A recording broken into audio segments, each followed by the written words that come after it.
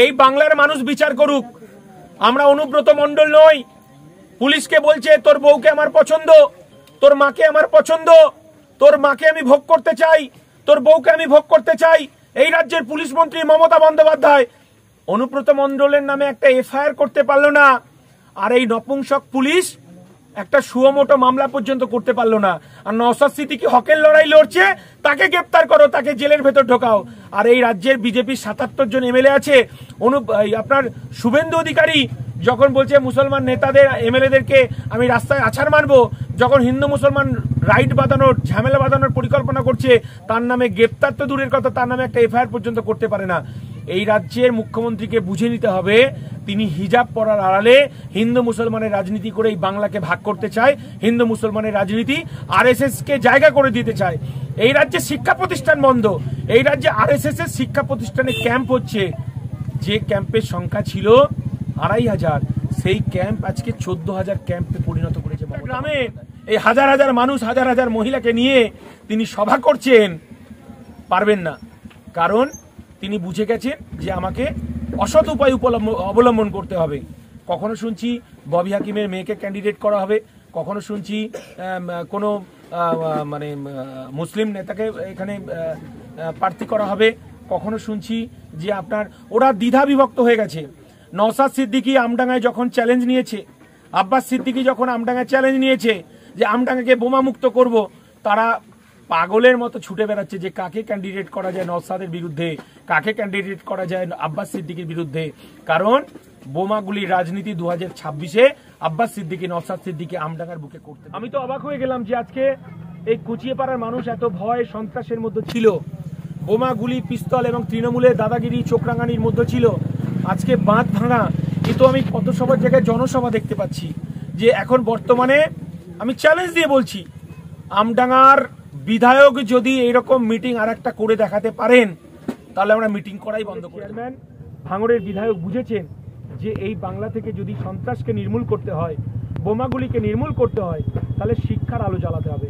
অর্থাৎ আমাদের বুথে বুথে পৌঁছে যাও, বুথে বুথে পৌঁছে গিয়ে মানুষকে উদ্বুদ্ধ করো, মানুষকে সচেতনতা করো এবং মা বোনেদের বোঝান যে আমাদের বাচ্চাদেরকে যদি আমার বাড়িতে যদি চাল না থাকে, আলু না থাকে, রান্নার যদি সরঞ্জাম না থাকে, আমি উপোস করব, নফল রোজা করব, আমার ছেলে মেয়েকে শিক্ষা ব্যবস্থা বা শিক্ষার আঙ্গিনায় পাঠাবো। এটাই আমাদের। সিদ্দিকী বাংলার আইকন, বাংলার আইকন বলে এখন খুব ছোট করে দেখা হবে। সারা ভারতবর্ষে নওশাদ সিদ্দিকীর মতো নেতা অন্যতম, মানে আর দ্বিতীয়টা নেই। কারণ নওশাদ সিদ্দিকীর লড়াই, এই বাংলার খেটে খাওয়া শ্রমজীবী, আদিবাসী, দলিত, সংখ্যালঘু মানুষের যে লড়াই এবং শাসকের চোখে চোখ রেখে যে লড়াই বাংলার মানুষ দেখছে, আমাদের পার্টি উপলব্ধি করেছে, নওশাদ সিদ্দিকী উপলব্ধি করেছে যে এই বাংলা থেকে খুনের রাজনীতি যদি হটাতে হয়, এই বাংলা থেকে যদি বোমাগুলির রাজনীতি যদি হটাতে হয়, তাহলে কলমের রাজনীতিকে সামনে আনতে হবে। শিক্ষা আনে চেতনা, চেতনা আনে বিপ্লব। অর্থাৎ এই শিক্ষার চেতনায় উদ্বুদ্ধ করতে পারলে তাহলে আমার বাংলা রবীন্দ্রনাথের বাংলা হবে, নেতাজির বাংলা হবে, বিনয় বাদল দীনেশের বাংলা হবে। আমরা সেই আঙ্গিকে দাঁড়িয়েই আমরা গ্রামে গ্রামে, বুথে বুথে শিক্ষার আলো জ্বালানোর জন্য। আর এই তৃণমূল সরকার 11 বছরে শিক্ষা ব্যবস্থাটাকে ধ্বংস করে দিয়েছে। এই ভারতবর্ষ তথা সারা পৃথিবীর ইতিহাসে বিরল যে একজন রাজ্যের শিক্ষামন্ত্রী, অঙ্গরাজ্যের শিক্ষামন্ত্রী তার বান্ধবীকে নিয়ে জেল খাটছে। এবং ব্রেকিং নিউজ খুব তাড়াতাড়ি আপনারা শুনতে পারবেন, এবং বিজেপির সঙ্গে সেটিং করে খুব তাড়াতাড়ি তিনি বেরিয়েও আসবেন, আবার পুজোর উদ্বোধনের ফিতেও কাটবেন এই আপনার আমাদের পার্থ চট্টোপাধ্যায়। তো স্বাভাবিকভাবেই যে তৃণমূলের যে পচা গলা দুর্নীতি, এই যে রাজনীতি এবং যে খুনের রাজনীতি, বোমাগুলি, পিস্তলের রাজনীতি, আমার দলের চেয়ারম্যান ভাঙড়ের বিধায়ক বুঝেছেন যে এই বাংলা থেকে যদি সন্ত্রাসকে নির্মূল করতে হয়, বোমাগুলিকে নির্মূল করতে হয়, তাহলে শিক্ষার আলো জ্বালাতে হবে। অর্থাৎ আমাদের বুথে বুথে পৌঁছে যাও, বুথে বুথে পৌঁছে গিয়ে মানুষকে উদ্বুদ্ধ করো, মানুষকে সচেতনতা করো এবং মা বোনেদের বোঝান যে আমাদের বাচ্চাদেরকে যদি আমার বাড়িতে যদি চাল না থাকে, আলু না থাকে, রান্নার যদি সরঞ্জাম না থাকে, আমি উপোস করব, নফল রোজা করব, আমার ছেলে মেয়েকে শিক্ষা ব্যবস্থা বা শিক্ষার আঙ্গিনায় পাঠাবো। এটাই আমাদের অঙ্গীকার। আমি তো অবাক হয়ে গেলাম যে আজকে এই কুচিয়েপাড়ার মানুষ এত ভয় সন্ত্রাসের মধ্যে ছিল, বোমা, গুলি, পিস্তল এবং তৃণমূলের দাদাগিরি, চোখরাঙানির মধ্যে ছিল আজকে বাঁধ ভাঙা। কিন্তু আমি কত সবার জায়গায় জনসভা দেখতে পাচ্ছি যে এখন বর্তমানে আমি চ্যালেঞ্জ দিয়ে বলছি, আমডাঙ্গার বিধায়ক যদি এইরকম মিটিং আর একটা করে দেখাতে পারেন তাহলে আমরা মিটিং করাই বন্ধ করে দেবো। যে একটা গ্রামের এই হাজার হাজার মানুষ, হাজার হাজার মহিলাকে নিয়ে তিনি সভা করছেন, পারবেন না।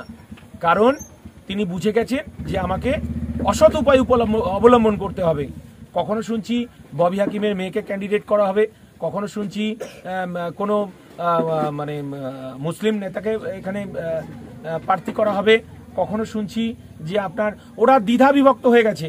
নওশাদ সিদ্দিকী আমডাঙ্গায় যখন চ্যালেঞ্জ নিয়েছে, আব্বাস সিদ্দিকী যখন আমডাঙ্গায় চ্যালেঞ্জ নিয়েছে যে আমডাঙ্গাকে বোমা মুক্ত করব, তারা পাগলের মতো ছুটে বেড়াচ্ছে যে কাকে ক্যান্ডিডেট করা যায় নওশাদের বিরুদ্ধে, কাকে ক্যান্ডিডেট করা যায় আব্বাস সিদ্দিকীর বিরুদ্ধে। কারণ বোমাগুলির রাজনীতি 2026-এ আব্বাস সিদ্দিকী, নওশাদ সিদ্দিকী আমডাঙ্গার বুকে করতে দেবেন না। তার কারণে আমাদেরকে বলে দিয়েছেন, দাদা আপনি যান, মাথায় কাফন বেঁধে নেমে বোমা মুক্ত করার যে পরিকল্পনা, সেই পরিকল্পনা আপনারা বাস্তবায়িত করুন। তাই আজকে আমাদের ছাত্র নেতা, যুব নেতা, আমাদের পার্টির নেতা যারা আছেন এবং এই কুচিয়াপাড়ার যারা এতদিন ভয়ে কাজ করতে পারছিল না, তারা আজকে সামনের সারিতে এসে দিন বদলের রাজনীতি এবং এই সন্ত্রাস মুক্ত, বোমা মুক্ত আমডাঙ্গা করতে চায়। দাদা 20 তারিখ আপনাদেরকে আটক করা হয়েছিল, আপনাদের কি ভয় দেখানো হচ্ছিল আটকে? দেখুন, ভয় দেখানোর জন্য রাজনীতি নওশাদ সিদ্দিকী করতে আসেনি, বিশ্বজিৎ মাইতি করতে আসেনি, ভয় দেখানোর জন্য করতে এসেছি শাসক দলকে। একেবারে আন্দোলন করতে গিয়ে একেবারে জনপ্রতিনিধি একজন এবং আইএসএফ এর চেয়ারম্যান বিধায়কের একেবারে কিল ঘুষি এবং বেধড়কভাবে মারধরও করা হয়। এই বাংলার মানুষ বিচার করুক। আমরা অনুব্রত মণ্ডল নই। পুলিশকে বলছে তোর বউকে আমার পছন্দ, তোর মাকে আমার পছন্দ, তোর মাকে আমি ভোগ করতে চাই, তোর বউকে আমি ভোগ করতে চাই।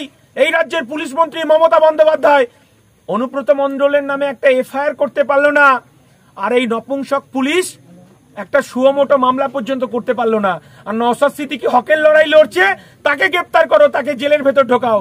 আর এই রাজ্যের বিজেপির 77 জন এমএলএ আছে, আপনার শুভেন্দু অধিকারী যখন বলছে মুসলমান নেতাদের, এমএলএদেরকে আমি রাস্তায় আছাড় মারবো, যখন হিন্দু মুসলমান রাইট বাঁধানোর, ঝামেলা বাঁধানোর পরিকল্পনা করছে, তার নামে গ্রেপ্তার তো দূরের কথা, তার নামে একটা এফআইআর পর্যন্ত করতে পারে না। এই রাজ্যের মুখ্যমন্ত্রীকে বুঝে নিতে হবে, তিনি হিজাব পরার আড়ালে হিন্দু মুসলমানের রাজনীতি করে এই বাংলাকে ভাগ করতে চায়, হিন্দু মুসলমানের রাজনীতি আরএসএস কে জায়গা করে দিতে চায়। এই রাজ্যে শিক্ষা প্রতিষ্ঠান বন্ধ, এই রাজ্যে আরএসএস এর শিক্ষা প্রতিষ্ঠানে ক্যাম্প হচ্ছে। যে ক্যাম্পের সংখ্যা ছিল 2500, সেই ক্যাম্প আজকে 14,000 ক্যাম্পে পরিণত করেছে মমতা বন্দ্যোপাধ্যায়। 8,200 স্কুল বন্ধ করে মমতা বন্দ্যোপাধ্যায় আরএসএস এর ক্যাম্প করার পরিকল্পনা করছে। আলটিমেট তার ভাইপোকে, তার আত্মীয় স্বজনকে বাঁচানোর জন্য মমতা বন্দ্যোপাধ্যায় এই রাজ্যটাকে আরএসএস এর হাতে তুলে দিতে চায়। আর যারা বলতে চাইছেন বিজেপিকে রোখার জন্য তৃণমূলকে ভোট দিতে হবে, আমরা বলতে চাইছি এই রকম জায়গায় আপনারা একটু চিন্তা করুন, ভাবনা করুন যে মমতা বন্দ্যোপাধ্যায় এই রাজ্যে বিজেপিকে নিয়ে এসে পদ্মের চাষ করেছে। তাই আজকে সারা পশ্চিমবঙ্গের সংখ্যালঘু, আদিবাসী, দলিত এবং সংখ্যাগুরু মানুষ আজকে একজোট হয়েছে এই মমতা সরকারকে 2026-এ বিসর্জন দিতে চায়।